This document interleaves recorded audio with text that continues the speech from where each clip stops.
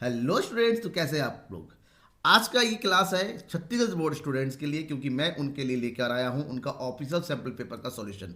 देखिए, पहली बार में जितने भी सैम्पल पेपर मैं लाया हूं सारा ऑफिशियल है, क्योंकि इसको मैंने उस पार्टिकुलर बोर्ड के ऑफिशियल वेबसाइट से डाउनलोड करके उसका सॉल्यूशन मैंने खुद तैयार किया है, ताकि आप अपने एग्जाम में बेस्ट तरीके से लिख सके। कि हो सकता है कि इस सैम्पल पेपर से कुछ क्वेश्चंस आपके बोर्ड एग्जाम में फंस जाए, लेकिन आपको सीखना क्या है, आपको सीखना है कि क्या लिखना है, कैसे लिखना है, और सबसे इंपॉर्टेंट कितना लिखना है। क्योंकि जरूरी नहीं है कि 10 नंबर का क्वेश्चन है भर भर के 4-5 पेज लिख दो, ऐसा नहीं होता। इकोनॉमिक्स में हमेशा कॉन्सेप्चुअल लिखना होता है, मतलब जितना आंसर जरूरी है उतना ही लिखना है।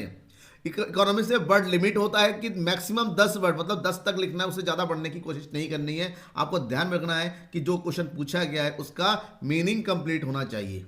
उससे ज़्यादा बड़ा चढ़ा के, ये हिस्ट्री नहीं है कि अपना ज्ञान दे देंगे, ये कोई सोशोलॉजी नहीं है कि जहाँ पर बड़ा चढ़ा के आप अपना कॉन्सेप्ट नहीं के। यहाँ पर आप कोई भी चीज़ लिखेंगे उतना ही लिखेंगे जितना जरूरी है। तो अर्थशास्त्र छत्तीसगढ़ बोर्ड का 303 पेपर कोड है, और ये सैम्पल पेपर नंबर 1 है। क्यों? क्योंकि इसके आगे भी मैं कई सारे सैम्पल पेपर लेके आऊँगा। तो कुछ निर्देश है, सभी क्वेश्चन सॉल्व करने। पहली बात तो ये। दूसरा, यहाँ पर क्वेश्चन नंबर 1 से लेकर क्वेश्चन नंबर 8 तक अति लघु उत्तरीय प्रश्न है, और ये ऐसे प्रश्न जिनका आंसर आपको इसके आंसर में आपको 1 नंबर मिलेगा। मतलब आपको या तो एक शब्द, या तो 2 शब्द, या फिर एक वाक्य में आपको ये आंसर कंप्लीट करने हैं। क्वेश्चन नंबर 9 से लेकर क्वेश्चन नंबर 12 तक लघु उत्तरीय प्रश्न है, जिसके आंसर आपको 3 अंक के मिलेंगे, और इसके लिए आपको 50 शब्दों में आंसर देना है। कहने का मतलब है 3 से 4 लाइन में। प्रश्न संख्या 13 से 18 लघु उत्तरीय प्रश्न है, और इसके क्वेश्चन आपको 4 नंबर के होंगे, और सब प्रत्येक के लिए आपको 75 शब्द लिखना है, यानी 6 या 7 लाइन में। प्रश्न संख्या 19 से 24 ये दीर्घ उत्तरीय प्रश्न है, यानी कि लॉन्ग है। इसको आपको लंबे में लगभग 250 शब्द में इसका आंसर देना है, और हर एक क्वेश्चन के लिए आपको 6 नंबर मिलेंगे। तो ये इंस्ट्रक्शन होगी किस तरह से आपको क्वेश्चन को लिखना है, क्योंकि जरूरी है कि आपको ये देखना है कि मार्क्स कितने, क्योंकि मार्क्स के अकॉर्डिंग आपको लिखना है। 3 नंबर का है तो भर के पेज नहीं लिखना है, उतना ही लिखना है जितना 3 नंबर के लिए काफ़ी है। तो मैं आपको बता रहा हूँ हर एक क्वेश्चन का सैम्पल पेपर का सॉल्यूशन कि किस तरह से लिखना होता है। शुरुआत करते हैं लघु उत्तरीय प्रश्न में। सबसे दिक्कत वाली बात है छत्तीसगढ़ बोर्ड की, यहाँ पर एमसीक्यूज एग्जाम में नहीं पूछे जाते हैं, डायरेक्ट क्वेश्चन आंसर होता है। लेकिन आसान ये भी है, क्वेश्चन आंसर जो पूछे थे पहली बार में वो शॉर्ट होते हैं कि एक शब्द में, 2 शब्द में, एक वाक्य में आप दे सकते हैं आंसर। तो क्वेश्चन करते हैं पहली, तटस्था वक्र का झुकाव होता है। तटस्था वक्र क्या होता है? तटस्था वक्र कुछ इस तरह से बनाया जाता है। अगर आपने क्लास में पढ़ा होगा, किसी ने क्लास अटेंड नहीं किया हुआ, डिस्क्रिप्शन में जाइएगा, मैंने लाइव क्लास का लिंक दे रखा है, वहाँ से आपको ये क्लास मिल जाएगा। चैप्टर नंबर 2 है माइक्रो इकोनॉमिक्स का। तो ये तटस्था वक्र कुछ इस तरह से बनता है। इसको नदीवन वक्र भी बोलते हैं, उदासीनता वक्र। ये वक्र मूल बिंदु से उल्टी दिशा में भागता हुआ नजर आता है, इसको बोलते हैं उन्नतोद्वार। इसलिए तटस्था वक्र का झुकाव हमेशा क्या होता है? उन्नतोद्वार होता है। राइट। क्वेश्चन नंबर 2, टमाटर का बाजार। टमाटर का बाजार मुख्य रूप से किस प्रकार का बाजार है? टमाटर आप सबको पता है जल्दी यूज़ नहीं करेंगे, 2-1 दिन में खराब होने वाला चीज़ होता है, और इसको लॉन्ग टाइम तक सेव करके नहीं रह सकते, इसलिए इस बाजार को अल्पकालीन बाजार के नाम से जानते हैं। मुख्य रूप से किस प्रकार का बाजार है नहीं पूछा गया, तो आपको ध्यान में रखना, यहाँ पर समय के आधार पर बताना होता है। जैसे दूध का बाजार किस प्रकार का है? ये अति अल्पकालीन बाजार होता है। ठीक है, इस प्रकार के बाजार को समय के आधार पर हम डिसाइड करेंगे। क्वेश्चन नंबर 3, चेक किस प्रकार की मुद्रा है? चेक आप सुनो ना, चेक जाना, जो खरीदते बेचते हैं चेक देते हैं, तो चेक एक प्रकार की साख मुद्रा है, या फिर क्यों कहें कि चेक एक प्रकार की बैंक मुद्रा है। क्यों? क्योंकि ये दोनों मुद्रा तब तक काम नहीं करती जब में बैंक में पैसा जमा ना हो, ये बैंक के आधार पर प्रचलन में आती हैं। ओके। किस खाते में जमा राशि पर अधिक ब्याज दर प्राप्त होती है? देखिए, जमा के लिए जो खाते होते हैं ना, 4 प्रकार के होते हैं: बचत खाता, चालू खाता, सावधि बचत खाता, और आवर्ती जमा खाता। तो ऐसे में सबसे अधिक ब्याज दर जो है सावधि बचत जमा खाते में मिलता है, जिसको हम नॉर्मली बोलते हैं एफडी, फिक्स डिपॉजिट अकाउंट। यहाँ पर सबसे ज़्यादा ब्याज मिलता है आपको। तो आगे बढ़ते हैं क्वेश्चन नंबर 5 में। घाटे का बजट का एक प्रभाव लिखिए। घाटे के बजट का प्रभाव बताना है आपको कि घाटे का बजट का क्या प्रभाव है। तो घाटे के बजट का मतलब होता है इससे देश में ऋण का बोझ बढ़ जाता है, क्योंकि घाटा बजाएंगे। घाटे का बजट का मतलब क्या होता है? एक ऐसी स्थिति जहां पर बजट के व्यय ज़्यादा होते हैं बजट की प्राप्तियों से, तो अपने खर्चों को पूरा करने के लिए सरकार क्या करेगी? तब ऋण लेंगी, यानी कि देश पर ऋण का बोझ बढ़ता है।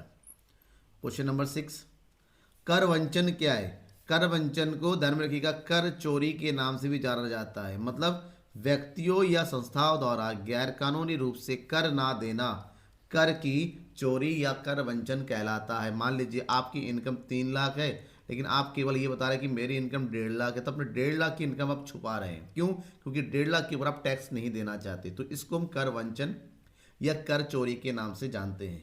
भारत के भुगतान संतुलन की स्थिति कैसी है? वर्तमान में भारत की भुगतान संतुलन की स्थिति अधिशेष में है। अधिशेष का मतलब होता है पॉजिटिव है, मतलब हमारे पास जो निर्यात है वो अधिक है आयात की तुलना में। और भुगतान संतुलन के अधिशेष होने का मतलब होता है यहाँ पर एक ऐसी स्थिति जहाँ पर चालू खाते का निर्यात पक्ष और पूंजी खाते का जो है डेबिट पक्ष जब दोनों ज़्यादा हो जाता है तो उस स्थिति को बोलते हैं। अवमूल्यन किसे कहते हैं? अवमूल्यन को इंग्लिश में बोलते हैं डीवैल्यूएशन। डीवैल्यूएशन मतलब अवमूल्यन एक ऐसी स्थिति होती है जहाँ पर देश की सरकार के द्वारा घरेलू मुद्रा को विदेशी मुद्रा की तुलना में कम कर देती है। मतलब जब देश की मुद्रा का मूल्य विदेशी मुद्रा की तुलना में कम कर दिया जाता है उसे अवमूल्यन कहते हैं। फिर एग्जांपल के साथ मैं समझाऊं, जैसे वर्तमान में भारत में $1 के बदले में रुपए का मूल्य कितना है? 83 रुपये, ठीक है, लगभग। और वहीं पर सरकार ने अगर इसका मूल्य जो है इसका मूल्य बढ़ाकर अगर 85 रुपये कर दे, इसको अवमूल्यन कहते हैं। क्योंकि भारत का मूल्य 2 रुपये क्या हो गया? कम हो गया, क्योंकि अब हमें 2 रुपये ज़्यादा पेमेंट करना पड़ेगा। इस स्थिति को अवमूल्यन कहते हैं, ठीक है। क्वेश्चन नंबर 9 3 नंबर का होगा। 3 नंबर का होने का मतलब होता है, थोड़ा सा आपको 1.5 पेज का मैंने अभी बताया था 3 नंबर का है तो 50 शब्द में लिखना, 50 से 60। तो इसके लिए आपको लगभग 5 या 6 शब्द का दायरा बना के चलना, कि 5 या 6 लाइन का दायरा बना के चलना। थोड़ा सा ऊपर नीचे हो सकता है क्वेश्चन के अकॉर्डिंग, लेकिन कोशिश करना है कि बहुत ज़्यादा लंबा ना हो जाए। क्वेश्चन है, लागत वक्रों की आकृति यू आकार के समान क्यों होती है? देखिए नॉर्मल की ये बात है, लागत डिपेंड करता है उत्पादन के ऊपर, क्योंकि लागत उत्पादन बढ़ेगा तो लागत बढ़ेगी, उत्पादन में कमी होगी तो लागत में कमी होगी। लागत वक्र यू आकृति का इसलिए होते हैं क्योंकि लागत वक्र उत्पादन के प्रतिफल की तीनों अवस्थाओं को बनाता है। उत्पादन की प्रारंभिक अवस्था में उत्पादन लागत गिरती है, जैसे जैसे उत्पादन की मात्रा बढ़ेगी लागत हमारी कम होती चली जाएगी।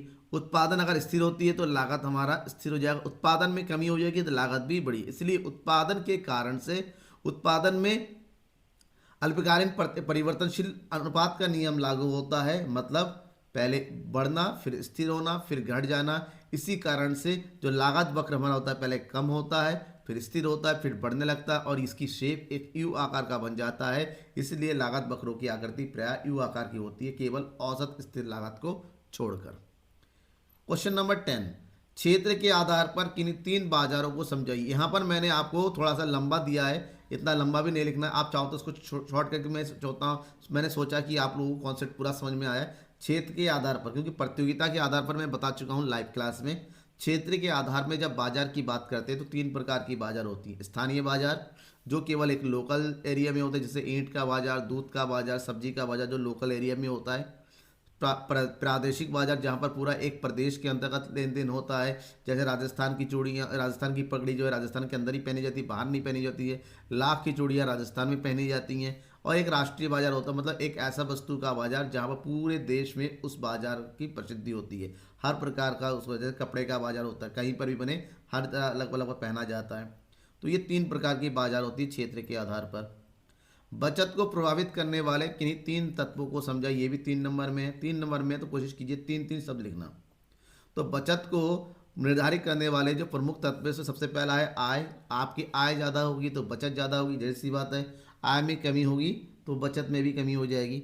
तो आय बचत को प्रभावित करने वाला सबसे पहला, क्यों हम सीधा कहते हैं कि बचत आय पर निर्भर करता है, यूँ कहे बचत आय का फलन है।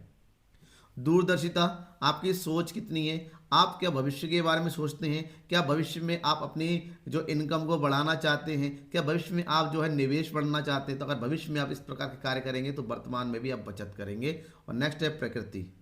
बचत व्यक्तियों की प्रकृति पर निर्भर, आप किस प्रकार, क्या आप उपभोग ज़्यादा करते हैं या आप कंजूस किस्म के लोग हैं, या फिर आप ये सोचते हैं इकोनॉमी की अगर फ्यूचर में स्ट्रांग होना है, वर्तमान में बचत की जो आपको फिजूल खर्ची नहीं करना है या फिजूल खर्च करना है। जो लोग फिजूल खर्च करते हैं फालतू में उड़ाते रहते हैं, जहाँ आजकल की यूथ क्या करते हैं ना, बर्थडे पार्टी होता है, घूमना फिरना हो, यहाँ जाना है, दोस्तों का मौज मस्ती हो, आईफोन खरीदना है, ये करना है, मतलब फालतू के बोगस की जो खर्चे करते रहते हैं, इसमें बचत कम होता है। लोगों का नेचर भी बचत को बताता है कि किस प्रकार का जो है नेचर है, बचत करना चाहता है या नहीं चाहता है। अब बात करते हैं क्वेश्चन नंबर 12 की, ये भी 3 नंबर का है। राजकोषीय नीति और मौद्रिक नीति में 3 अंतर बताइए। ये अंतर आप जो है कॉलम में भी बता सकते हैं इस तरह से, एक तरफ राजकोषीय लिखिए और एक तरफ मौद्रिक लिखिए। राजकोषीय नीति सरकार के द्वारा बनाया जाता है, मौद्रिक नीति केंद्रीय बैंक के थ्रू होता है। तो समझिएगा यहाँ पर अगर अंतर की बात करते हैं, मौद्रिक नीति देश के केंद्रीय बैंक द्वारा शासित होती है, जबकि राजकोषीय नीति वित्त मंत्रालय द्वारा शासित होती है, ठीक है ना, सरकार के द्वारा। नंबर 2, मौद्रिक नीति राजकोषीय नीति की तुलना में लंबी अवधि के लिए निष्पादित की जाती है, जबकि राजकोषीय नीति केवल 1 वर्ष का होता है, ठीक है। राजकोषीय नीति सरकार के लिए, कि इसमें बजट नीति बोलते हैं, बजट नीति बोलते हैं कि बजट 1 साल के लिए बनाया जाता है।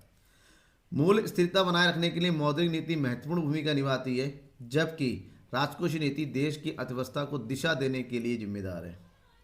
मौद्रिक नीति राजनीतिक प्रभाव अनुपस्थित, मौद्रिक नीति में किसी प्रकार का राजनीति का प्रभाव नहीं होता है, जबकि राजकोषीय नीति में राजनीति का प्रमुख प्रभाव होता है। जो सरकार होती है वो अपने हित के लिए बेसिकली ये देखती है कि जनता के बीच में हमारा हित बने रहे, हमारा जो है कल्याण बना रहे, उसी हिसाब से बजट बनाने की कोशिश करती है। तो ये रहे 3 प्रमुख अंतर, मैंने 4 दे रखा है, आपको कोई से भी 3 लिखना है।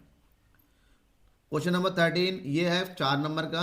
आपको इसका आंसर शब्द सीमा बढ़ा के लगभग 70 से 80 शब्दों तक जाना है, उससे ज़्यादा बढ़ने की कोशिश नहीं करनी, कि 8 से 10 लाइन, ठीक है। देखिए मैंने भी यहाँ पर थोड़ा सा लंबा देने की कोशिश किया है। क्वेश्चन है व्यष्टि एवं समष्टि अर्थशास्त्र एक दूसरे के प्रतियोगी नहीं अपितु पूरक है। आपको ये बताना है कि व्यष्टि और समष्टि एक दूसरे के ऊपर डिपेंड है। व्यष्टि अर्थशास्त्र समष्टि के बिना अधूरा है और समष्टि अर्थशास्त्र व्यष्टि के बिना अधूरा है। आपको इस चीज़ को बताना है, और वो भी एग्जाम्पल देकर, तर्क देना, लिखा हुआ तर्क देकर, मतलब आपको एग्जाम्पल देना है क्यों ऐसा है। क्योंकि व्यष्टि अर्थशास्त्र के अंतर्गत अर्थव्यवस्था की सूक्ष्मतम समस्याओं का अध्ययन किया जाता है, जबकि समष्टि अर्थशास्त्र में संपूर्ण अर्थव्यवस्था से संबंधित समस्याओं का अध्ययन किया जाता है। ध्यान में ये रखना है, जब आंसर लिखेंगे थोड़ा सबसे पहले इन दोनों के बारे में थोड़ा सा बता दीजिए। व्यष्टि और समष्टि अर्थशास्त्र आर्थिक विश्लेषण की 2 भिन्न भिन्न शाखाएं हैं। वैसे तो ये दोनों अपनी जगह पर पृथक पृथक है, किंतु आर्थिक समस्याओं के निराकरण हेतु ये स्वतंत्र ना होकर एक दूसरे पर निर्भर होती हैं। इन दोनों ही विश्लेषण रीतियों में कोई भी अपने आप में पूर्ण नहीं है और दोनों की अपनी सीमाएं हैं, अपने दोष है, इसलिए दोनों एक दूसरे पर निर्भर होना पड़ता है। नंबर 1, जब व्यष्टि अर्थशास्त्र समष्टि अर्थशास्त्र की विशेष आवश्यकता होती है। कब?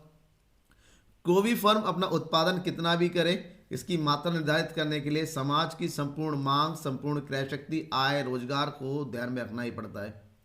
आप उत्पादन कर रहे हैं, आप एक उत्पादक है, वस्तु का उत्पादन कर रहे हैं, किस आधार पर करेंगे कि भाई आप तो किसी एक कस्टमर को तो ध्यान में रखना है, आपको पूरे देश के कस्टमर को ध्यान में रखना है। जब पूरे देश की बात होती है तो समष्टि अर्थशास्त्र है, मतलब साफ है। उत्पादन करने के लिए आपको अर्थव्यवस्था की चीज़ों को समझना पड़ेगा, अर्थात आपको समष्टि अर्थशास्त्र की तरफ जाना ही पड़ेगा। दूसरी तरफ अगर समष्टि अर्थशास्त्र की बात करते हैं, समष्टि अर्थशास्त्र में व्यष्टि अर्थशास्त्र की विशेष आवश्यकता होती है।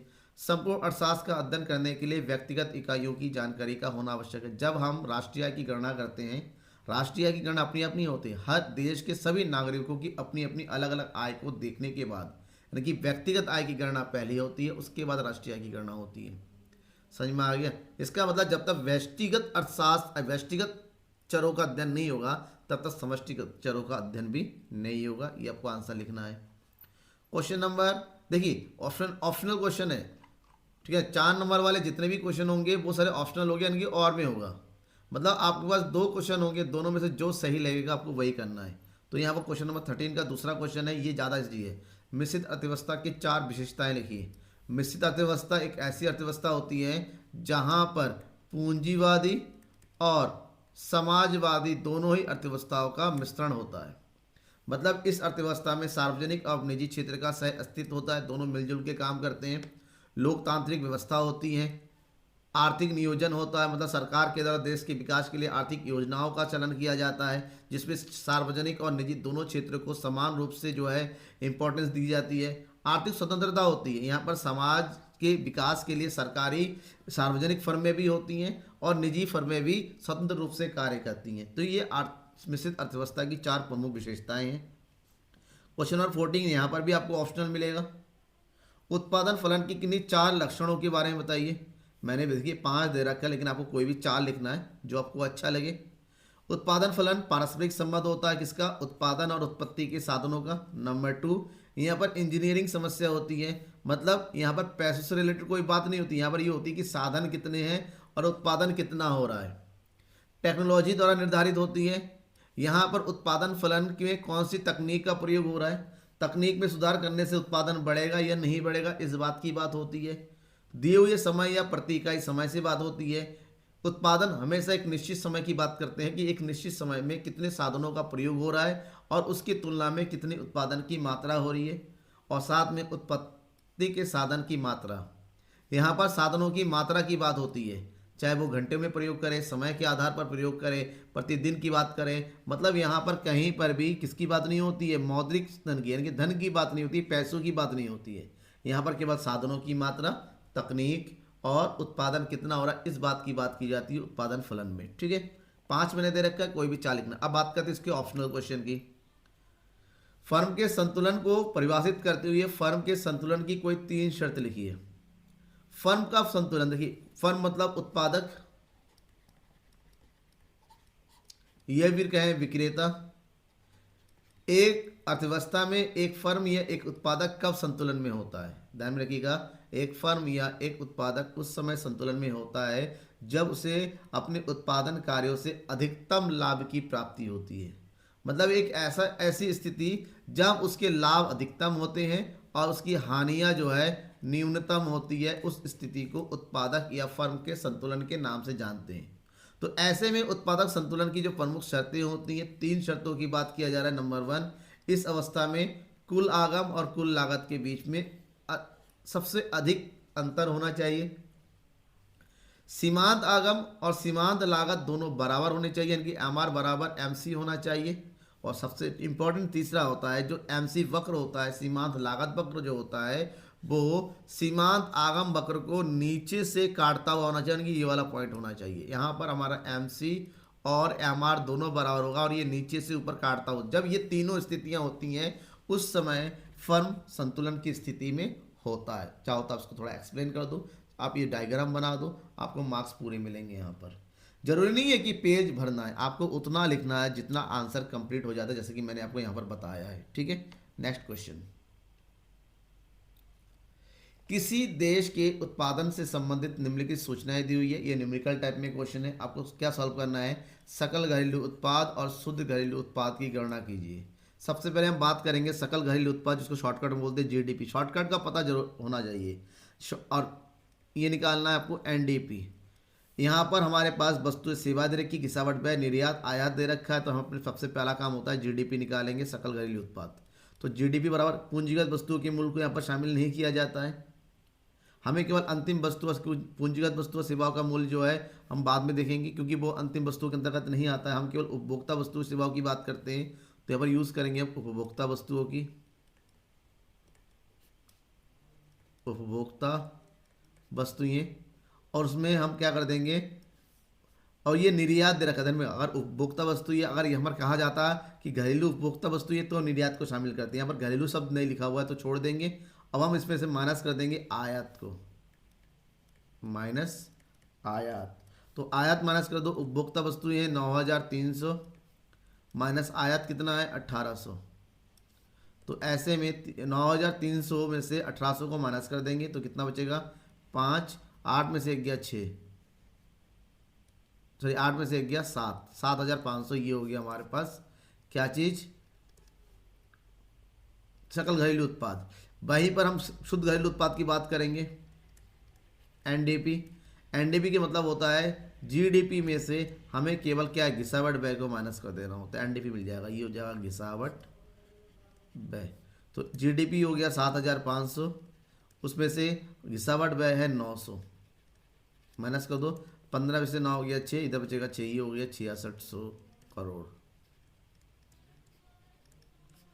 ठीक है, ये एनडीपी हो गया, समझ में आ गया। लेकिन इसी में एक ऑप्शनल क्वेश्चन भी दे रखा है, वो भी न्यूमेरिकल में ये है, निम्न आंकड़ों के आधार पर निजी आय और व्यक्तिगत आय की गणना कीजिए। यहाँ पर हमसे कहा जाए निजी आय की गणना कीजिए सबसे पहले। तो निजी आय की गणना करने के लिए हमें क्या करना है, ये जो घरेलू आय दे रखा है, ठीक है, और शुद्ध विदेशी अवशेष दो दे रखा है, और इसमें से सार्वजनिक क्षेत्र की बचतों को माइनस कर देंगे, इन दोनों को प्लस करेंगे, यानी कि बराबर घरेलू आय प्लस शुद्ध विदेशी अवशेष, मतलब इसको हम यूँ कह सकते हैं विदेशों से प्राप्त शुद्ध साधन आए और उसमें घटा देंगे, क्योंकि निजी कर रहे हैं, इसमें सार्वजनिक क्षेत्र का कुछ भी शामिल नहीं होगा। सार्वजनिक क्षेत्र की बचतों को माइनस कर देंगे, तो ये हो जाएगा हमारे पास 82,041 प्लस 1,070 माइनस 464 प्लस कर दो, ये होगा 1, 7 4 11, 2 और 1 3 और 2 हो गया 83,111 माइनस 464 माइनस कर दो, 11 में से 4 गया 7, इधर बचा 10 में से 6 गया 4, इधर बचेगा 10, 10 में से 4 गया 6, इधर बचेगा 2, 82,647। अगर क्वेश्चन कैलकुलेशन में कोई मिस्टेक है जरूर बताइएगा। निजी आय आ गया। अब हम निकालेंगे व्यक्तिगत आय। निजी आय में से सरकार को कोई भी किसी प्रकार का भुगतान जो होता है उस सबको माइनस करने के बाद व्यक्तिगत आय आ जाता है। व्यक्तिगत आय निकालने के लिए हम क्या कर देंगे, निजी आय में से यहाँ पर कौन सा कर है, प्रत्यक्ष कर तो नहीं, प्रत्यक्ष कर जो है निजी प्रयोजन, व्यक्तिगत प्रयोजन निकालने के लिए माइनस किया जाता है, हम केवल निगम कर को माइनस कर देंगे, माइनस निगम कर। तो मतलब 82,647 में से निगम कर 125 को माइनस कर देंगे, कितना आ जाएगा, 7 में से 5 गया 2, 4 में से 2 गया 2, 6 में से 1 गया 5, 2 8, ये हो गया 82,522 करोड़ जो है ये हमारा आंसर होगा। ठीक है, एक आंसर ये है और एक आंसर ये है। कोई भी डाउट होता है कमेंट बॉक्स में तुरंत अपने डाउट को पूछिएगा, मैं इसको एक्सप्लेन कर दूंगा। चलिए आगे बढ़ते हैं।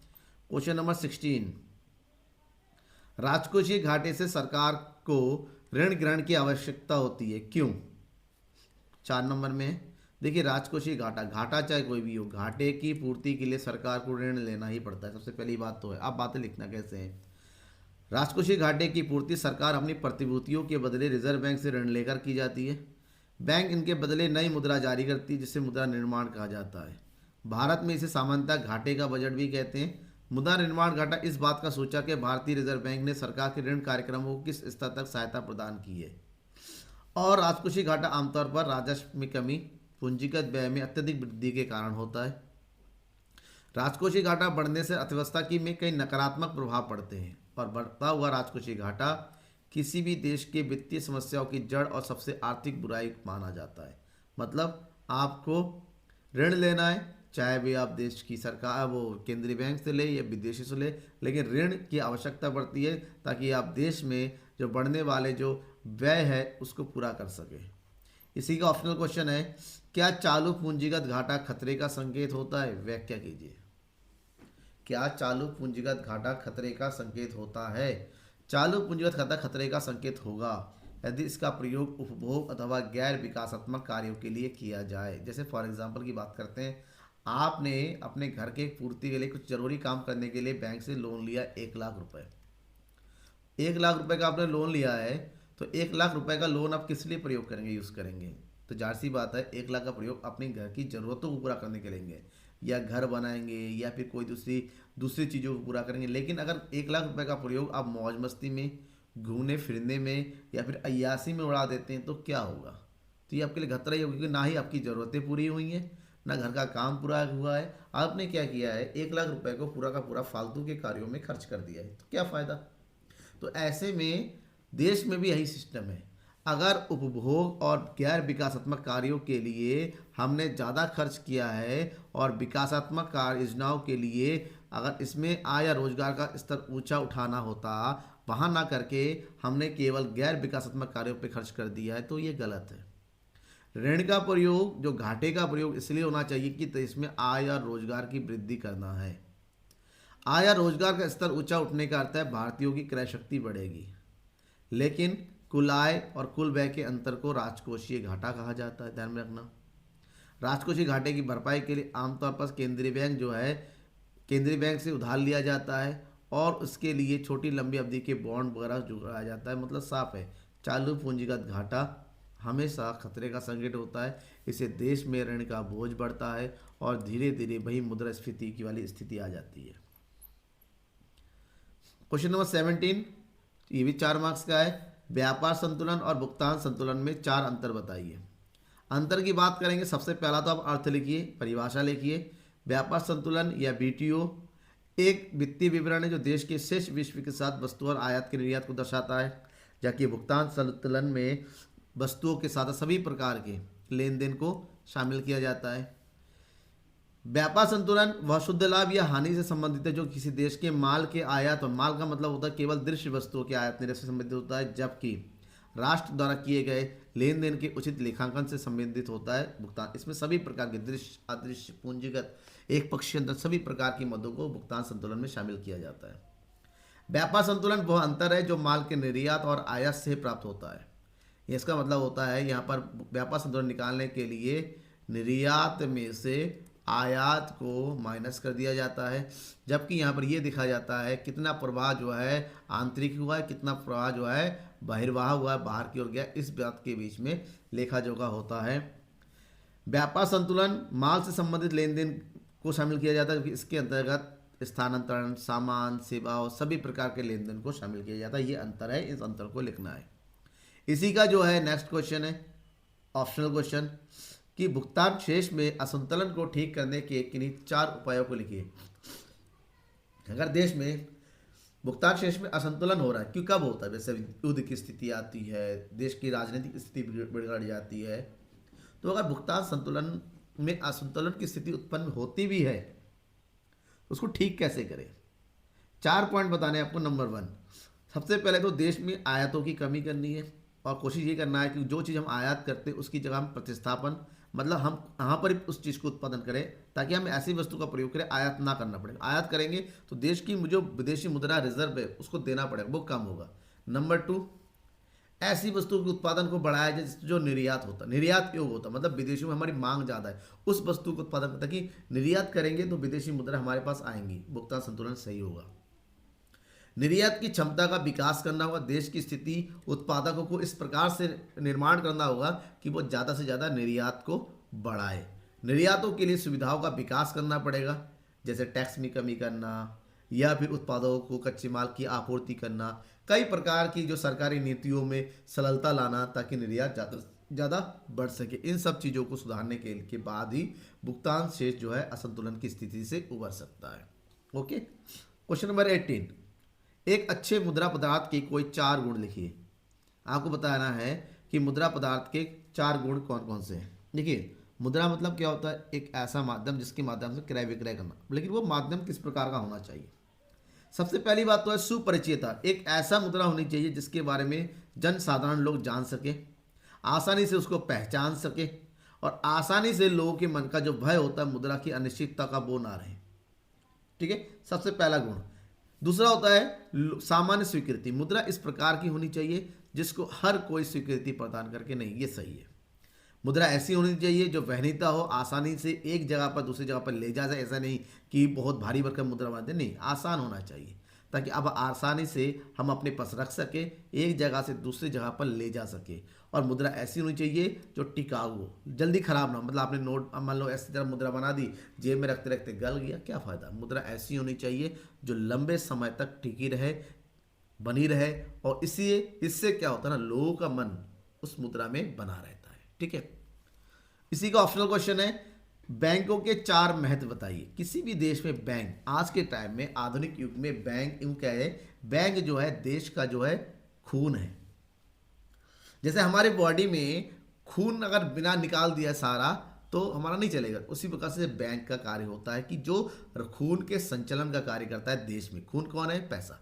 तो बैंकों की महत्व की बात करते हैं, बैंक देश के लिए साख का सृजन करता है, मतलब उनके पास जो पैसे जमा आते हैं उस पैसों के आधार पर वो साख यानी कि लोन यानी कि ऋण के रूप में बांटते हैं, ग्राहकों को विभिन्न प्रकार के लाभ प्रदान करते हैं, उसके लिए ट्रस्टी का काम करते हैं, उनके जो है जमाओं को स्वीकार करते हैं, उनको ऋण देने का काम करते हैं, सरकार को मदद देने का काम किया जाता है, सरकार को विभिन्न प्रकार के करों का भुगतान, करों का कलेक्शन, इन सब का, और धन की सुरक्षा, क्योंकि लोगों के पास बहुत बड़ा धन रहता है चोरी होने का। पुराने समय बैंक का उतना प्रचलन में नहीं था, तो लोग जो है बोरा भर भर के मिट्टी के अंदर, भूसे के अंदर जमा करके रखते थे, डकैत आते थे, लूट के लेके जाते थे। लेकिन आज के समय में ये स्थिति नहीं है, बैंकों में रखने से पैसा सारा धन, यानी बैंक में चोरी भी हो जाए लेकिन आपका अकाउंट में पैसा जमा तो आपको वो मिलेगा। ठीक है, तो ये बैंकों के प्रमुख महत्व है। अब हम बात करते हैं लॉन्ग क्वेश्चन आंसर की, जो कि 6 नंबर का है, और 6 नंबर का इसका मतलब इन क्वेश्चनों का आंसर लगभग आपको 250 शब्दों में यानी कि 1 से 1.5 पेज के अंदर लिखना है, कोशिश करना है, बहुत ज़्यादा भी ना हो, अगर पॉइंट बस लिखते हैं तो 6 पॉइंट इनफ है। 6 पॉइंट के लिए मांग के नियम के अपवादों को वर्णन कीजिए। मांग के नियम के अपवाद मतलब ऐसी स्थिति बतानी है जहां पर मांग का नियम लागू नहीं होता। नंबर 1 गिफिन वृद्धावास। निम्न वस्तुएं ऐसी वस्तुएं जो आय के साथ साथ जिसकी मांग घटती चली जाती है उसको गिफिन वस्तुएं कहते हैं। ध्यान रखना, गिफिन वस्तुएं ऐसी वस्तुएं होती हैं जहां पर मूल्य में कमी होने से उस वस्तु की मांग में और कमी हो जाती है। जैसे मोटा अनाज है, मोटा चावल, मोटा अनाज, अगर कोई 28 रुपये किलो है, कम होकर 24 रुपये हो जाए तो उसकी मांग और कम हो जाएगी। लोग कहेंगे तो और बेकार हो गया, तभी सस्ता बिक रहा है। तो इसके गिफिन में मांग का नियम लागू नहीं होगा कि मांग का नियम ये कहता है कि वस्तु की कीमत कम होने से मांग बढ़ती है, लेकिन गिफिन वस्तु की सेंस में ऐसा नहीं होता है। नंबर 2, भविष्य में अगर मूल्य वृद्धि की आशा होती है तो जाहिर सी बात, हमें आज हम घर बनाना चाहते हैं, हमें सरिया सीमेंट चाहिए, लेकिन हमें लग जाता है कि भाई आने वाले 2 महीने के बाद सरिया सीमेंट का रेट बहुत कम होने वाला है, तो हम कहेंगे थोड़े दिन रुक जाओ, बाद में घर बना लेंगे, 2 महीने बाद सस्ता हो जाएगा। तो मतलब भविष्य के में मूल्य में वृद्धि या कमी होने का जो होता है उससे भी मांग प्रभावित होती है। प्रतिष्ठा सूचक वस्तुएं ऐसी चीज़ें जो लोगों को लग्जरी लाइफ की बताता है। जैसे आईफोन जितना महंगा होता है लोग उतना ज़्यादा खरीदते हैं, वहाँ पर मांग का नियम लागू नहीं होता है। मर्सिडीज़ गाड़ी जितनी महंगी होती है लोग उसकी डिमांड ज़्यादा करते हैं, अमीर लोग, क्योंकि ये उनकी प्रतिष्ठा से जुड़ा हुआ है। यहाँ पर पैसा नहीं देखा जाता, यहाँ पर देखा जाता है क्या ये लग्जरी लाइफ को बताता है या नहीं बताता है। अज्ञानता, कुछ लोग ऐसे होते हैं जो वस्तु की कीमत को नहीं जानते हैं, समझते नहीं है कि इस वस्तु का क्या मूल्य है, तो उसको मूलभाव नहीं कर पाते हैं। तो यहाँ पर भी जब लोग जानते ही नहीं कीमत के बारे में सही तरीके से, तो वहाँ पर भी मांग का नियम लागू नहीं होता है। इसी में ऑप्शनल क्वेश्चन है, उदासीनता वक्र के किन्हीं 6 विशेषताओं की व्याख्या कीजिए। तो अगर हम इसके विशेषताओं की बात करते हैं, उदासीनता वक्र हमेशा बाएं से दाएं नीचे की ओर झुका हुआ रहता है, इस तरह से। एक उदासीनता वक्र हमेशा मूल बिंदु की शक्ति से उत्तर, मूल बिंदु की से ऊपर उल्टे दिशा में ये भागता हुआ नजर आता है। ठीक है। उच्च स्तरीय उदासीनता वक्रों की उच्च स्तर की जैसे उदासीनता वक्र जितना ऊपर होगा, ये उदासीनता वक्र है, ये उसके जितना ऊपर होगा उतना अधिक जो है संतुष्टि का स्तर बताता है। ठीक है, ये कुछ पॉइंट है, आपको लिखना 6 पूछा गया, लेकिन इसको 3 को जो है डिटेल से बताएंगे तो इनफ होगा आपको आसानी से, लेकिन डायग्राम जरूर बनाएगा हर एक पॉइंट में। क्वेश्चन नंबर 20, उपभोक्ता संतुलन से आप क्या समझते हैं? उपभोक्ता संतुलन की मान्यता एवं दशाएं स्पष्ट कीजिए। उपभोक्ता संतुलन एक ऐसी स्थिति होती है जहां पर कोई उपभोक्ता जितना व्यय करता है, अगर उससे व्यय करने के कंपैरिजन में उसको जी उपयोगिता अधिक हो जाती है तो उसको उपभोक्ता संतुलन की स्थिति, क्योंकि हर एक उपभोक्ता चाहता है कि किसी वस्तु और सेवाओं के लिए मैं जो खर्च कर रहा हूँ बदले में मुझे ज़्यादा संतुष्टि मिले। जैसे फॉर एग्जांपल आप 250 रुपये के टिकट लेके मूवी देखने जाते हैं तो क्या चाहते हैं? मूवी देख के आपको मज़ा आ जाए। तो 250 रुपये के टिकट लेके मूवी देखने के बाद कहते हैं जैसे सालार देखने आ गए, आप लोग सालार देख के आ रहे हैं प्रवास की, अरे मज़ा आ गया, क्या मूवी थी, क्या मारधार था, मज़ा आ गया, 3 घंटे कब पार हो गए पता नहीं चला। मतलब क्या हुआ? आप संतुलन में है। वहीं पर मूवी देख के कहते हैं यार क्या बकवास मूवी बनाई, समझ में नहीं आ रहा है। जैसे आदिपुरुष देख के लोग कहते थे क्या घटिया मूवी बना दी, राम का नाम बदनाम कर दिया, ऐसे कोई बनाता है? मतलब वहाँ पर उपभोक्ता संतुलन में नहीं है। तो इसकी महत्व की बात करते हैं। ये उपभोक्ता एक या अधिक वस्तु की खपत से उसकी उपयोगिता को अधिकतम करने की क्षमता बनाता है। नंबर 2, ये उपभोक्ता को अधिकतम उपयोगिता के लिए उपभोक्ता की पसंद प्राथमिकता के आधार पर 2 या 2 अधिक उत्पादों संयोजन की व्यवस्था करता है। अब बात करें इसकी मान्यताओं की।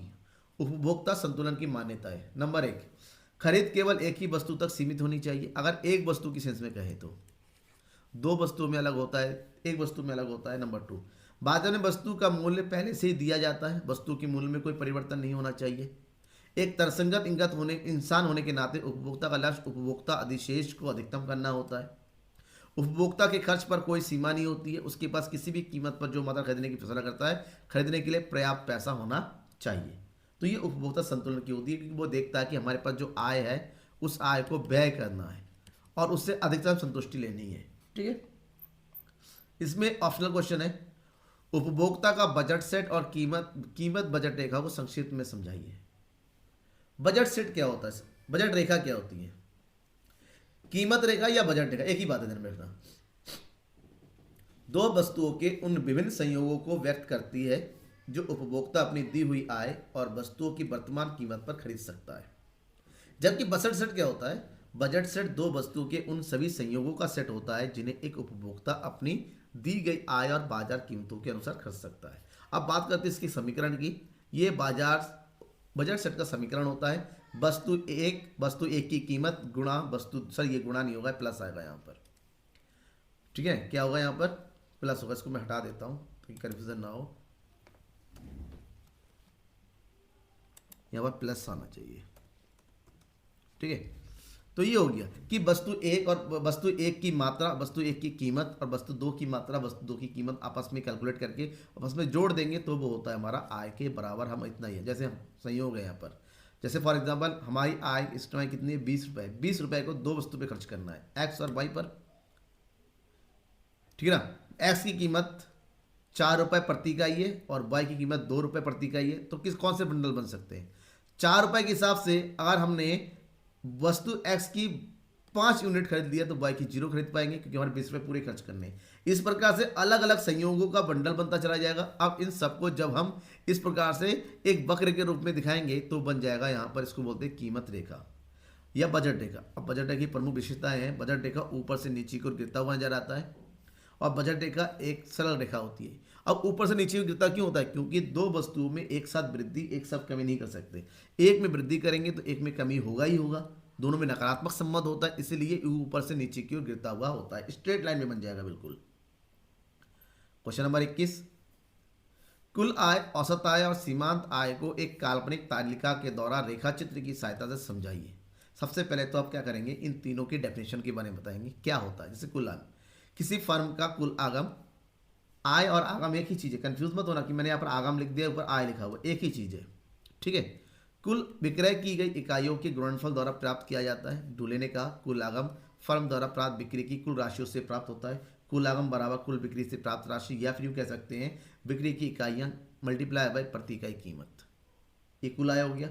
जैसे एक वस्तु की एक इकाई की कीमत 10 रुपये है और 500 इकाइयाँ बेचता है, तो कुल आगम कितना होगा, TR इक्वल टू 500 इकाइयाँ मल्टीप्लाई प्रति इकाई कीमत, तो कितना हो गया यहाँ पर 5000 रुपये। ये हो गई आपकी कुल आगम। सीमांत आगम किसे बोलते हैं, उत्पादन या फर्म वस्तु की एक अतिरिक्त इकाई की बिक्री से जो अतिरिक्त आगम की प्राप्त करता है ना, उसे सीमांत आगम कहते हैं। और सीमांत आगम के बारे में फर्गूसन ने कहा है कि एक फर्म द्वारा अपने उत्पादन की एक इकाई कम या अधिक बेचने से कुल आगम में जो परिवर्तन होता है उसी सीमांत आगम कहते हैं, और इसको इस फार्मूले से कैलकुलेट कर सकते हैं। औसत आगम, कुल आगम की बिक्री गई इकाइयों से भाग देने पर औसत आगम की प्राप्ति होती है, यानी कि कुल आगम बट्टे बिक्री की इकाइयाँ। और ध्यान रखना है, औसत आगम को ही प्रति इकाई कीमत के नाम से जानते हैं। अब इस चीज़ को डायग्राम में रिप्रेजेंट करेंगे, कुछ इस तरह से बनेगा डायग्राम।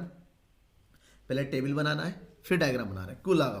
कुल आगम बढ़ता हुआ होता है, एक जगह पर स्थिर हो जाता है। ये स्थिर तब होता है जब सीमांत आगम हमारा 0 होता है। इस प्रकार से जब हम डायग्राम बनाएंगे, कुछ ये हो गया सीमांत आगम MR। ध्यान में ये रखना है, जब तक सीमांत आगम हमारा पॉजिटिव में है, हमारा कुल आगम बढ़ता चला जाता है। जैसे ही ये 0 होता है वैसे ही ये क्या होता है, स्ट्रेट हो जाता है, और जैसे ही नीचे आ जाता है कुल आगम नीचे की गिरता लगता है इस तरह से। और वहीं पर हमारा जो औसत आगम होता है वो कुछ इस तरह से होता है। ये कभी भी 0 नहीं होता है, लेकिन ये कुछ इस तरह से होता है। ये हो गया AR, ठीक है, नीचे की ओर गिरता हुआ होता है। ये हो गया हमारे पास इसका चित्र के सहित प्रदर्शन। आप इसको बनाना होगा तब जाके आपको 6 नंबर मिलेगा। आगे बढ़ते हैं, इसी में ऑप्शनल क्वेश्चन है, परिवर्तनशील अनुपातों के नियम की व्याख्या रेखा चित्र की सहायता से कीजिए। जिसको आधुनिक अर्थशास्त्र का नियम भी बोल सकते हैं। आधुनिक अर्थशास्त्रियों ने कहा है कि जब कुछ साधनों को स्थिर रखकर कुछ साधनों में परिवर्तन किया जाता है तो ऐसे में पहले उत्पादन में वृद्धि होगी, फिर स्थिर होगी, फिर कमी होती रहेगी। इसी चीज़ को स्टगनर ने कहा है, कुछ उत्पत्ति साधनों को स्थिर रखकर एक उत्पत्ति साधन की इकाइयों में समान वृद्धि की जाए। एक निश्चित बिंदु की बाद उत्पादन होने वाली वृद्धि कम हो जाती है और सीमांत उत्पादन कम होने लगता है। इसको डायग्राम में भी रिप्रेजेंट करेंगे। तो इस नियम के अनुसार देखिए, ये नियम हो गया, कुल उत्पादन में वृद्धि हो रही है, फिर सीमांत उत्पादन हमारा 0 में जा रहा है, ठीक है, ये स्थिति हो रही है। ये हो रहा हमारे यहाँ पर कुल उत्पादन, फिर नीचे गिरता है। तो जब ये नीचे की ओर गिरता है तो ये वाली स्थिति यहाँ पर आ जाती है। पूरा डिस्क्राइब करने का वो तो नहीं है कि मैं आपको पूरा डिस्क्राइब करके बताऊं। ज़्यादा देखना है तो डिस्क्रिप्शन में लाइव क्लास का लिंक दे रखा है। आप यहाँ पर उत्पादन फलन वाले चैप्टर में जाएंगे तो इसको मैंने डिटेल से समझाया हुआ, बात देख सकते हैं, क्योंकि एग्जाम में क्या लिखना है मैं वही बता रहा हूँ। ये हो गया आपका सीमांत उत्पादन, ये हो गया कुल उत्पादन TP, और ये हो गया हमारा औसत उत्पादन AP। उसकी 3 अवस्थाएं होती है। ये होगी पहली अवस्था, जब हमारा सीमांत उत्पादन क्या हो रहा है, बढ़ रहा होता है। ये होगी दूसरी उत्पादन, सीमांत उत्पादन हमारा घट रहा होता है, सेकेंड। और ये तीसरा, ये माइनस में होता है। तो ऐसे में इस नियम के अनुसार 3 प्रमुख तो है उत्पत्ति के बढ़ते प्रतिफल की अवस्था, जब हमारे पास कुल उत्पादन बढ़ता हुआ साथ ही साथ सीमांत उत्पादन भी बढ़ता हुआ होता है। घटते प्रतिफल की अवस्था में हमारा सीमांत उत्पादन घटता हुआ होता है और ऋणात्मक में सीमांत उत्पादन हमारा माइनस में हो जाता है। ऐसे में कुल उत्पादन भी घटने लगती है। इसकी शॉर्ट ले लीजिए, इस हिसाब से आपको लिखना है। डाउट होता है मुझे बताइए, मैं बार बार कहा हूँ किसी भी क्वेश्चन में डाउट है डिस्क्रिप्शन में जाइए, क्लास लाइव क्लास का लिंक दे रखा है, उस चैप्टर से रिलेटेड उस चैप्टर में टॉपिक में जाइए, आपको कंप्लीटली उसको एक्सप्लेन किया गया है। क्वेश्चन नंबर 22, पूर्ण प्रतियोगिता अपूर्ण प्रतियोगिता में अंतर बताना है। पूर्ण प्रतियोगिता अपूर्ण प्रतियोगिता में क्या अंतर है? पूर्ण प्रतियोगिता क्रेता और विक्रेताओं की संख्या अधिक होती है, जबकि अपूर्ण में क्रेता विक्रेताओं की संख्या ज़्यादा तो होती है लेकिन उसकी तुलना में कम होती है। पूर्ण प्रतियोगिता में फर्म द्वारा उत्पादित और बेचती वस्तुएं एक रूपता होती है, जबकि यहाँ पर वस्तु विभेद होता है। पूर्ण प्रतियोगिता में फर्मों का प्रवेश पूर्णतः स्वतंत्र होता है, लेकिन यहाँ पर स्वतंत्र तो होता है लेकिन कुछ शर्तें होती हैं। पूर्ण प्रतियोगिता में क्रेता और विक्रेताओं की बाजार का पूर्ण ज्ञान होता है, जबकि यहाँ पर संपूर्ण ज्ञान नहीं होता है। पूर्ण प्रतियोगिता में वस्तु की कीमत का निर्धारण मांग और पूर्ति शक्तियों के द्वारा होता है, जबकि अपूर्ण प्रतियोगिता में मांग और पूर्ति शक्तियों को ध्यान में रखा जाता है, साथ ही साथ क्रेता और विक्रेता की अपनी लाभों को भी ध्यान में रखना पड़ता है। पूर्ण प्रतियोगिता में औसत आय और सीमांत आय बराबर होती है, जबकि यहाँ पर औसत आय सीमांत आय बराबर नहीं होती है। औसत आय सीमांत आय से ज़्यादा होती है और यहाँ पर दोनों आपस में क्या होती हैं, बराबर होती हैं, यानी ठीक है, ध्यान रखिएगा। इसी में ऑप्शनल क्वेश्चन है, एकाधिकार और एकाधिकारी प्रतियोगिता में अंतर स्पष्ट कीजिए। एकाधिकार में एक ही विक्रेता होता है और एक ही वस्तु होती है, जहाँ पर यहाँ पर वस्तुएं अलग अलग स्थानापन्न वस्तुएं होती हैं। यहाँ पर केवल एक ही उत्पादक होता है, यहाँ पर उत्पादकों की संख्या अधिक होती है। ठीक है, ये फर्म में संबंध होता है, उद्योग ही फर्म होता है और यहाँ पर फर्मों की कई सारे फर्में होती हैं, सभी फर्में मिलकर उद्योग बनाती है। यहाँ पर नई फर्मों का प्रवेश वर्जित होता है, यहाँ पर नई फर्मों का प्रवेश होता है। यहाँ पर केवल सूचनात्मक विज्ञापन किए जाते हैं, जबकि यहाँ पर प्रतियोगितात्मक विज्ञापन होते ताकि अपनी बिक्री बढ़ाई जा सकी है। दीर्घकाल में एकाधिकार को असामान्य लाभ होता है, जबकि एकाधिकारी प्रतियोगिता में केवल सामान्य लाभ होता है। एकाधिकार में कीमत विभेद पाया जाता है, एकाधिक प्रतियोगिता में कीमत विभेद जो है नहीं हो सकता। और फिर नेक्स्ट क्वेश्चन है क्वेश्चन नंबर 23, भारत की राष्ट्रीय आय में धीमी वृद्धि के 6 कारणों को बताइए। भारत की राष्ट्रीय आय में धीमी वृद्धि का सबसे पहला कारण है जनसंख्या में वृद्धि होना, भाग्यवादिता, निरक्षरता का होना, लोग भाग्य पर छोड़ दिया, हमारे भाग में जो लिखा है वही करेंगे, पढ़ा लिखा ना होना, आय की विषमता, कुछ लोगों के पास बहुत अधिक आय, कुछ लोगों की बहुत कम है। इसके अलावा ब्रिटिश शासन ने भारतीय जो उद्योगों को, भारतीय अर्थव्यवस्था को पूरा बर्बाद कर दिया, उससे जो है हमारी अर्थव्यवस्था आगे बढ़ने में बहुत ही पीछे रह गई। देश का विभाजन ने भी देश की अर्थव्यवस्था को, जो संसाधनों को बिखेर कर रख दिया और विदेश भी, जिसमें विदेशी आक्रमण होता रहा, कभी पाकिस्तान ने आक्रमण किया, कभी चाइना ने किया, इन दोनों के कारण भी भारतीय अर्थव्यवस्था पीछे रह गई। इसके अलावा जो क्वेश्चन है ऑप्शनल में, सकल राष्ट्रीय आय का आशय लिखिए और राष्ट्रीय आय का महत्व लिखिए। सकल राष्ट्रीय आय मतलब एक देश में सभी लोगों या व्यवसायों या फिर नागरिकों के द्वारा जो अर्जित धन होती है उसका कुल योग, जिसमें विदेशों से प्राप्त संसाधनों को जोड़ा जाता है, राष्ट्रीय आय होता है। अगर राष्ट्रीय आय की महत्व की बात करते हैं, ये देश की आर्थिक प्रगति के बारे में जानकारी देता है। ठीक है, लेखों को आसानी से लगाया जा सकता है, राष्ट्रीय आय के में वितरण का ज्ञान होता है, नीति निर्धारण में सहायता प्रदान करती है, श्रम संघों के लिए बहुत ही ज़्यादा महत्वपूर्ण होता है। और लास्ट क्वेश्चन है यहाँ पर, अत्यधिक मांग की अर्थव्यवस्था पर प्रभावों को समझाइए। अत्यधिक मांग क्या होता है? एक ऐसी स्थिति होती है जहाँ पर सामूहिक मांग सामूहिक पूर्ति से अधिक होती है, अत्यधिक मांग कहते हैं। और अत्यधिक मांग के जो प्रभावों की बात करते हैं, यहाँ पर प्रभावों को 3 प्रकार के समझ सकते हैं, रोजगार पर, उत्पादन पर और कीमतों पर। अत्यधिक मांग होने से रोजगार पर कोई प्रभाव नहीं पड़ता है, क्योंकि अर्थव्यवस्था में पहले ही पूर्ण रोजगार की स्थिति उत्पन्न हो चुकी होती है।